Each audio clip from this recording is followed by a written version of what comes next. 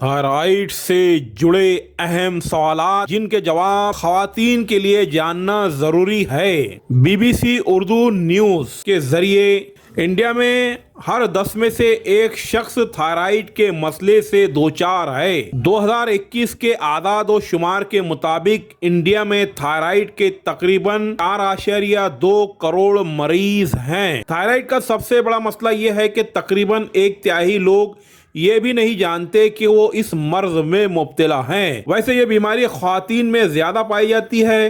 حمل اور پیدائش کے پہلے 3 مہینوں کے دوران تقریباً 44% خواتین کو تھائرائیڈ کے مسائل پیدا ہوتے ہیں۔ تھائرائیڈ کو سمجھنے کے لیے ہم نے ریاست آندھرا پردیش کے گنٹور ضلع کے ایک مشہور اینڈوکرائنولوجسٹ ڈاکٹر بیلم بھرنی سے بات کی۔ تھائرائیڈ کیا ہے؟ تھائرائیڈ گردن کے قریب تیتلی کی شکل کا ایک غدود ہوتا ہے۔ یہ غدود ایسے ہارمون پیدا کرتا ہے جو دل، دماغ اور جسم کے دیگر حصوں کو صحیح طریقے سے چلاتا ہے۔ یہ جسم کو توانائی کا استعمال کرنے کے قابل بناتا ہے اور اسے گرم رکھتا ہے۔ ڈاکٹر بیلیم بھرنی کا کہنا ہے کہ ایک طرح سے یہ غدود جسم کے بیٹری کی طرح کام کرتا ہے۔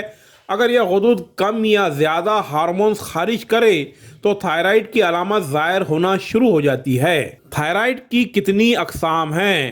جب تھائرائیڈ گلینڈ جسم کے لیے مناسب ہارمون پیدا نہیں کر پاتے تو اسے ہائپو تھائرائیڈزم کہا جاتا ہے، یعنی یہ ایک ایسے کھلونے کی طرح ہے جس کی بیٹری مر چکی ہے۔ ایسی حالت میں جسم پہلے کی طرح متحرک نہیں رہتا اور اس کے مریض جلد تھک جاتے ہیں۔ اس میں تھائرائیڈ گلینڈ سے ٹرائی آیوڈین تھائروکسین یعنی T3 اور تھائروکسین یعنی T4 ہارمون کا اخراج کم ہو جاتا ہے۔ ایسی صورت میں تھائرائیڈ اسٹیمولیٹنگ ہارمون بڑھ جاتا ہے۔ اگر یہ غدود زیادہ ہارمون پیدا کرنے لگے تو اس مسئلے کو ہائپر تھائرائیڈزم کہا جاتا ہے۔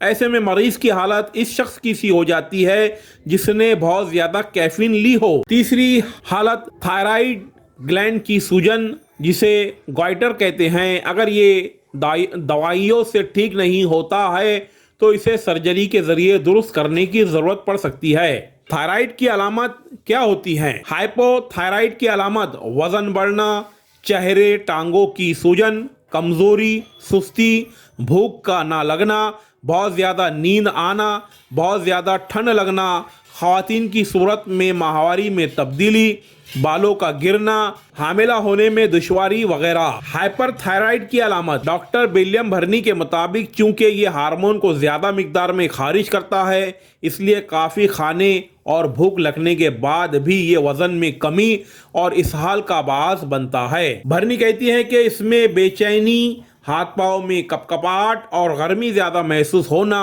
موڈ میں تبدیلی اور نیند نہ آنا، دل کی دھڑکن میں اتار چڑھاؤ آتا ہے اور بینائی کمزور ہوتی ہے۔ احتیاط کیا کرے اور کیا نہ کرے؟ طرز زندگی کو بدل کر بھی تھائرائیڈ کو کنٹرول کیا جا سکتا ہے۔ اس کے لیے متوازن خوراک لینا بہت اہم ہے۔ کھانے میں پھل، سبزیاں، انڈے شامل ہونے چاہیے۔ فاسٹ فوڈ سے پرہیز کرنے کی ضرورت پر زور دیا جاتا ہے۔ آیوڈین تھائرائیڈ کے لیے اہم ہے جو ہارمونز بنانے میں مدد کرتا ہے۔ اس کے علاوہ سیلینیم تھائرائیڈ کے انزائمز کو متحرک کرتا ہے اور ہم اسے چاول، مچھلی، گوشت اور سبزیوں سے حاصل کرتے ہیں۔ ڈاکٹر کھانے میں پیچیدہ کاربوہائیڈریٹس کو شامل کرنے کی تجویز دیتے ہیں۔ اس میں فائبر زیادہ ہوتا ہے جو ہمیں اناج، سبزیوں اور پھلوں سے ملتا ہے۔ ہائپو تھائرائیڈزم میں میٹابولزم کی شرح کم ہو جاتی ہے۔ اسے بڑھانے کے لیے کارڈیو ورزش کرنی چاہیے جس میں جاگنگ، دوڑنا، تیز چہل قدمی، ٹریڈ مل پر دوڑنا شامل ہیں۔ ڈاکٹر تھائرائیڈ کے مریض کو گلائسیمین کھانے سے پرہیز کرنے کا مشورہ دیتے ہیں۔ اس میں پالش، چاول، فائبر کم خوراک، ریفائنڈ آٹے سے پرہیز کرے۔